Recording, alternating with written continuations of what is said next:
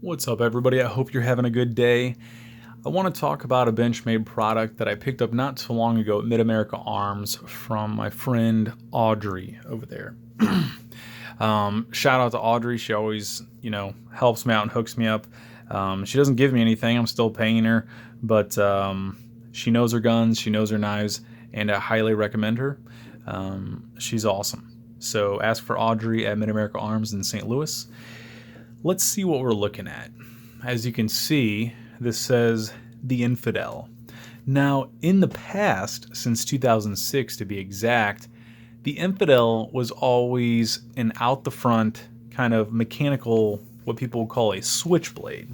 Okay, let's take a look here in the catalog of Benchmade.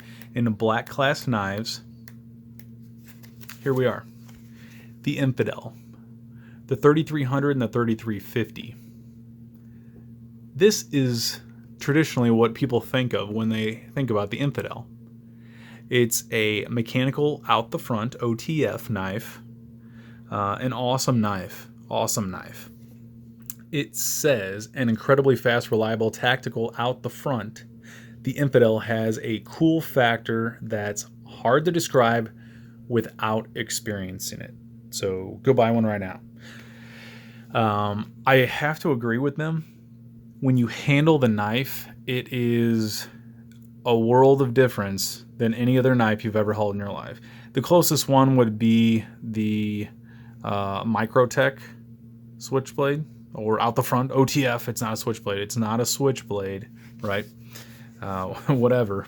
It's out the front. Let's look at some prices here. Very proud. They are very proud of their product. Okay, here's some of the specs if you want to look at those. It is an awesome knife. The sound, the action, everything is awesome. There are a ton of knife dealers in St. Louis, and one of them, without mentioning any names, that I talked to a while back, said one of the most returned Benchmade knives that they have is the Infidel. And it's the mechanical component of the knife. There's no doubt about it. Mechanical components at some point will fail. And with that being said, I would not trust my life with this knife. I know people say the military carry them and use them and things like that, and that's great. But if it's going to fail, I wouldn't use it. So going from 2006, very, very popular knife right here. Let's fast forward. I think people started asking questions, people started demanding, people started requesting from Benchmade, and they responded. So I believe last year in 2018, the fixed Infidel, or the 133, was released. Let's see what they have to say about this. It's interesting. Okay. It is driven by the iconic tactical design of the Infidel. OTF, the fixed Infidel, affords the certainty of a fixed blade for the uncertainty of the mission. I think that's extremely interesting. And what that means to me is that the other one is not as reliable. I mean, that's, to me, let's read it one more time at the end there. The fixed Infidel affords the certainty of a fixed blade for the uncertainty of the mission. Okay? So this is probably going to be a more dependable knife because there's no mechanical factor that you have to worry about. So it is a fixed blade double-edged dagger. I don't have a lot of double-edged knives. This is D2 tool steel. It's good stuff. And the handles, the 6061 T6 aluminum. And the sheath, of course, you have the Kydex. So let's look at the prices here. I did not pay anywhere near this. And the store, regular prices are lower than that. It's always higher in a catalog. Manufacturer catalog, that is. But you can see there, 4.52 inch blade. The thickness, I would say, is thin if your life depended on it. So I would want a thicker blade. Overall length, 9.21. Not a small knife, not real small. As far as the weight, 5.11 ounces. I don't think that's much at all. So, okay. Handle thickness, almost a half inch.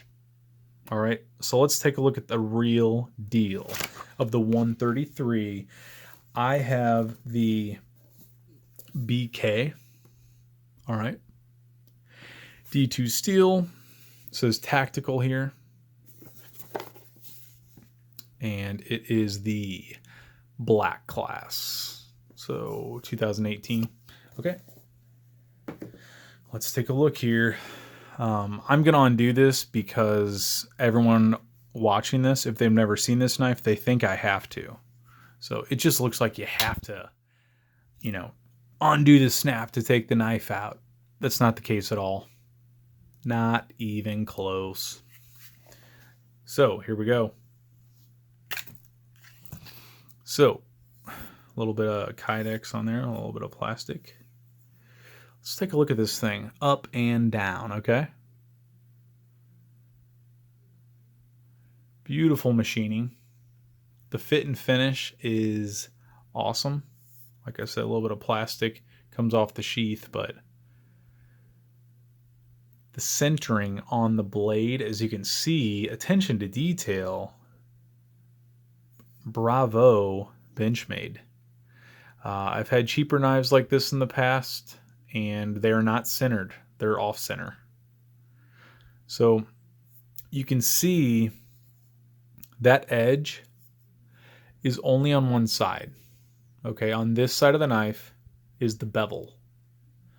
This side of the knife is flat. So I think it's going to be interesting to sharpen. Maybe I'll do a review when I do that. There's the D2 right there. So there are screws on one side, aluminum scales with a very positive grip, contact, traction, whatever you want to call it. Very positive. One thing, if I were to make this knife, of course they didn't make this for me. One thing I will be a little nitpicky on is I wish it was a little wider right here. If it was tactical, I feel like it would be a little wider right here. And what do I mean by that? I'll show you exactly what I mean by that. So is the military carrying this? I don't know. Every knife manufacturer says the military carries all their knives. So they might be. Well, this is a replica, of course. This is a World War II M3 fighting knife or a trench knife. See this right here? So if someone was coming at you with a blade, or if your hand was bloody or wet, I mean, this thing has the washers which your hand kind of sinks into in between, but it's not going anywhere. If I go to pierce, my hand's not going to slide past metal, okay? If I grip it like this, it's not going to slide over the metal. If someone hits me with a knife, they might hit that. I mean, they have a lot of other stuff they can hit too, but I like this guard. Would I put something this big on this beautiful, sleek knife like that? Probably not. But would I make it wider? Yes, I definitely would. I definitely would. I think that is something that could be a big risk in an emergency situation where you're not thinking about your hand all the time. I mean, your adrenaline's pumping. You're not thinking about anything probably. So that's something I would fix. I do like the sheath. I do like it. It's very light. It can connect to a lot of different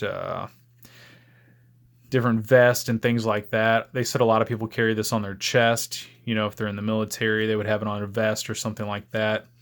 It does have a very strong pocket clip. And it says the Infidel, which no one can see because it's just hanging. But it looks cool. It's all about looks here. Aesthetics, right? It's important. It's part of selling a knife like this. So, interesting thing, kind of funny, maybe embarrassing for Benchmade. Let's put the snap on. So a good positive snap, right? This thing's not going anywhere.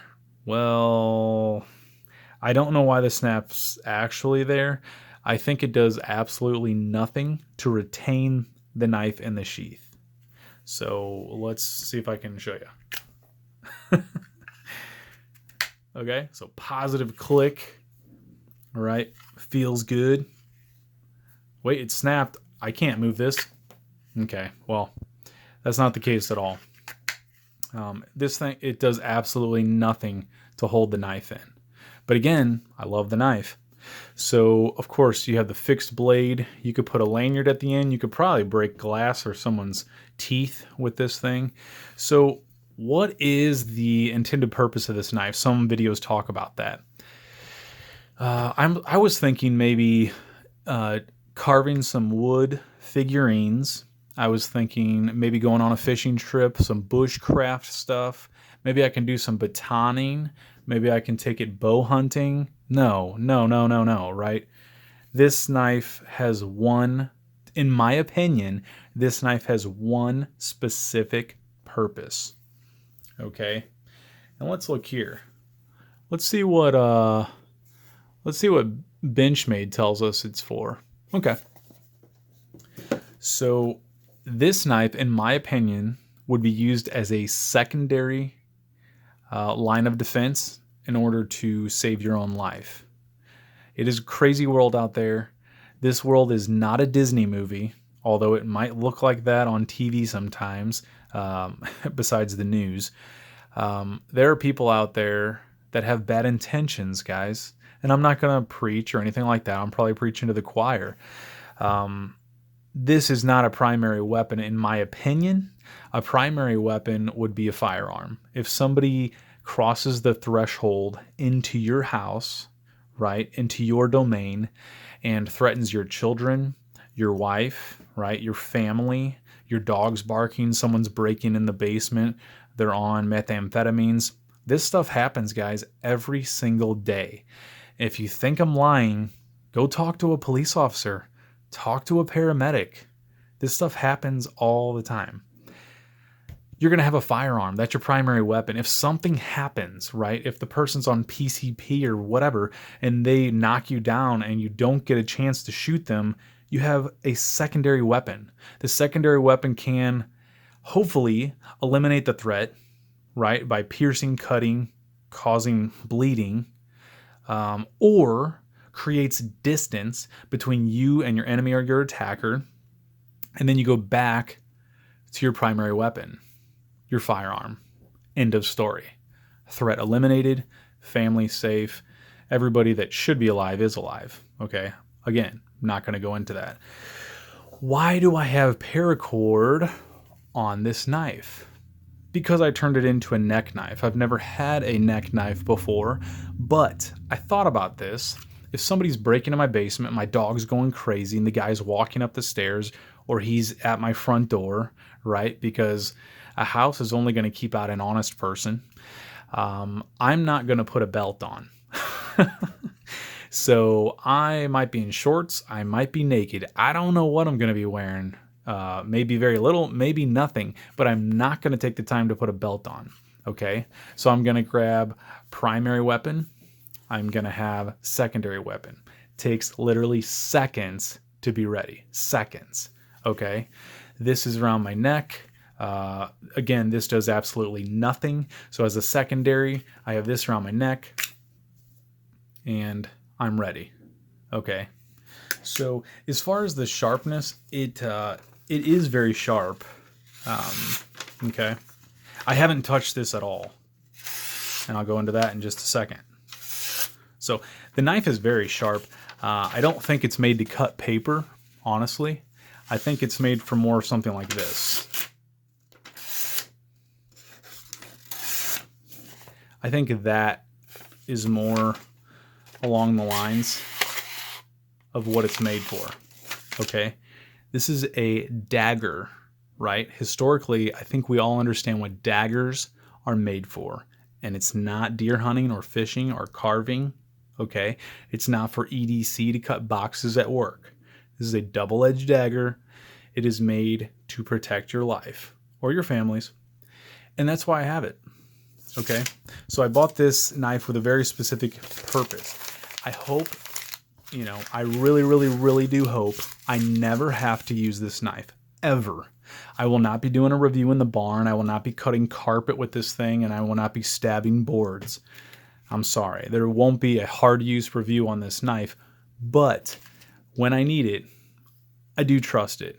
I think it's sturdy enough and dependable enough to get the job done.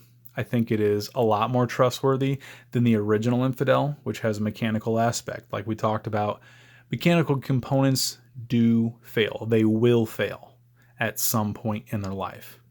Okay? So I hope you guys enjoyed this review. As always, please hit the subscribe button if you want to see more reviews like this. I have a lot more reviews to do. I have some custom knives, and I have some manufactured knives as well that I'm going to do more reviews on. I hope you enjoy them. Thanks for watching. Have a great rest of the week.